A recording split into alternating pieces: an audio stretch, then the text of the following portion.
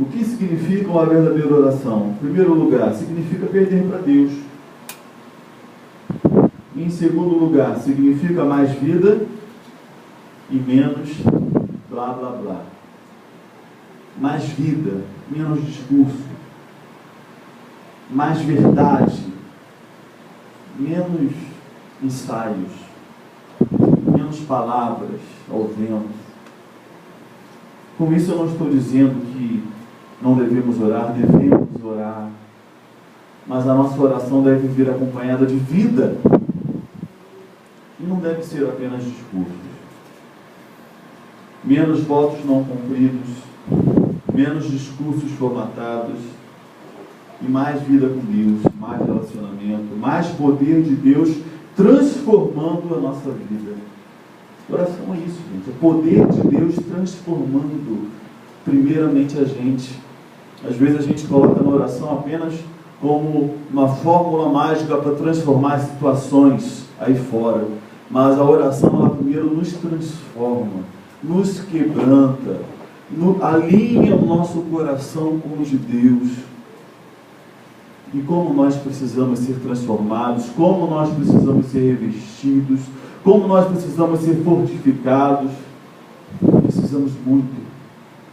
É mais alegria na presença do Senhor, é mais amor que transborda para o próximo. Isso é oração. Tem aquela brincadeira, não sei quantos conhecem, mas desde pequeno a gente brincava de verdade ou consequência. Quantos aqui conhecem essa brincadeira? Quantos irmãos? O que é essa brincadeira, né? Ou você sorteia ali, roda um chinelo, alguma coisa, aí uma pessoa faz uma pergunta e a outra pessoa responde. Se ela quiser responder, ok. Se ela não quiser falar a verdade, se ela quiser omitir a verdade, ela sofre a consequência. Assim também é na nossa vida com Deus. Ou nós somos inteiros e verdadeiros diante de Deus e na vida, ou nós sofremos as consequências. Todas as vezes que nós queremos fazer um discurso bonitinho, mascarado diante de Deus, todas as vezes que nós não vivemos a verdade desse relacionamento com Deus, não vivemos essa verdade nas nossas vidas, todas as vezes que nós nos escondemos atrás de religiosidades, nós sofremos consequências. O cristão é chamado para viver na verdade, falar a verdade, seja em oração, não seja em oração, na vida, na prática. Nós somos chamados a viver a verdade. Nós fomos libertos pela verdade. E essa verdade precisa estar na nossa vida. Por isso que eu faço esse contraponto entre discurso, que muitas das vezes é vazio de verdade, e vida, que oração é vida. Adão e Eva, eles sofreram a consequência do seu pecado. E qual foi a primeira consequência do pecado deles? Eles pecaram, a primeira coisa que fizeram foi se auto-justificarem. Cada um deu as suas justificativas para o que tinha feito. Em vez de assumirem as suas responsabilidades, os que eles erraram, e se humilharem, a primeira coisa, mas foi a mulher que tu me deste. Mas cada um dando uma justificação, foi a serpente que me enganou. Muitas das vezes a gente cria uma resistência, em vez de confessar, de se rasgar, de pedir perdão, de se entregar a Deus, de falar, Deus, falar onde está doendo, Senhor, está doendo, está difícil, Senhor, se entregar diante de Deus. Não, a gente fica mantendo aquela pose de alguma maneira. Não, queridos. E entre nós também, não tem que ter isso não, gente. Vamos viver essa verdade. Vamos viver essa humildade. Chega. O mundo está cansado de crente que vive de pose, que fala uma coisa e vive outra, que não tem ética nas pequenas coisas. O mundo está cansado disso. O mundo quer ver cristãos autênticos, que erram, que choram, mas que são verdadeiros, que então buscando cada vez mais a Deus e a cada vez sendo transformados por Ele. Se a gente não reconhece para nós mesmos e se nós não nos desnudamos, primeiramente na presença de Deus, nós não poderemos ser transformados. A nossa autojustificação, ou seja, o nosso blá blá blá, ele não alivia a nossa barra. Não alivia. No texto que nós lemos em Lucas, queria ler novamente com vocês o que o publicano disse.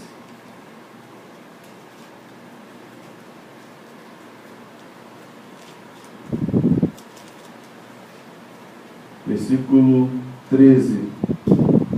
Mas o publicano ficou à distância, ele nem ousava olhar para o céu, mas batendo no peito dizia: Deus, tem misericórdia de mim, que sou pecador. Quem era o fariseu e quem era o publicano? O fariseu, ele era aquele religioso que buscava cumprir toda a lei. Claro que não cumpria, mas ele se gabava disso, da sua fidelidade à lei, que tinha toda uma pose religiosa e que de fato buscava mesmo. A gente às vezes só destrói a imagem do fariseu, mas ele era alguém que tentava, se esforçava para cumprir, porque acreditava que cumprindo toda a lei eles estariam agradando a Deus. Só que no que tinha lei de sobra, tinha amor e verdade de menos. No que tinha regras de sobra, e estruturas, e templo, e tudo mais, e de exterior, de verdade, de vida, faltava. De amor ao próximo, faltava. Porque da lei só se pegava aquilo que era mais fácil, que era aquilo que transformava os outros, mas não se transformava. Isso é mais fácil. Construir igreja é fácil. Vir à igreja domingo, dar o dízimo, por quanto tudo isso seja bom, seja legítimo, agrade a Deus, mas em si só, se for só isso, se for só tocar, cantar, fazer coisas na igreja, se relacionar, abraçar as pessoas, se for só isso, mas você tem deixado Deus trabalhar dentro de você, te transformar, para você ser mais parecido com Ele, para você não ser como o fariseu. O fariseu era esse, era ser religioso, mas que se auto-justificava. Dizia: obrigado porque eu não sou que nem os outros, ladrões, corruptos, adúlteros. Ele não reconhecia a sua mediocridade, ele não reconhecia a sua pequenez. Só batia no peito diante de Deus: olha, Senhor, eu faço isso, eu faço aquilo, eu canto, eu prego, eu dou aula. Mas o publicano, quem era o publicano? Ele era odiado pelos judeus. O publicano era aquela figura que os judeus não gostavam, porque ele era um judeu que foi incumbido de recolher impostos que eram altíssimos para Roma. E ele tinha que ir, ele ia de casa em casa recolhendo aqueles valores altíssimos, extorquia o povo para Roma. E às vezes a gente olharia para uma pessoa dessa e falaria: não pode vir nada de bom nessa pessoa. Essa pessoa, olha que passado negro, olha como é que essa pessoa está toda errada. Mas essa pessoa que a gente não daria nada, essa pessoa que nunca foi um baluarte da justiça, ela se derramou de verdade diante de Deus. E ela reconheceu quem ela era. Deus não está preocupado com seus títulos, Deus não está preocupado com a sua posição ou com os anos que você tem de igreja. Deus está preocupado com a sinceridade do seu coração. É isso que Ele valoriza. É isso que Ele deseja de nós. Uma igreja, não uma igreja de projeção, mas uma igreja quebrantada. Uma igreja cheia de Deus. Uma igreja amorosa. Uma igreja que reconhece quem ela é. e quem Deus é.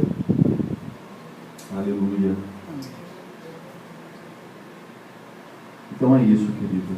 Em terceiro lugar, dentro da pergunta, o que significa uma verdadeira oração? Eu falei que significa perder para Deus, significa mais vida e menos blá blá blá. E também significa orar menos eu e mais nós. Significa orar menos eu e mais nós. Vamos repetir isso juntos? Significa orar menos eu e orar mais nós. Então eu quero que você vire para o seu irmão e fale: querido, eu quero orar junto com você e por você. Se for de todo o seu coração, tá? Você fala isso.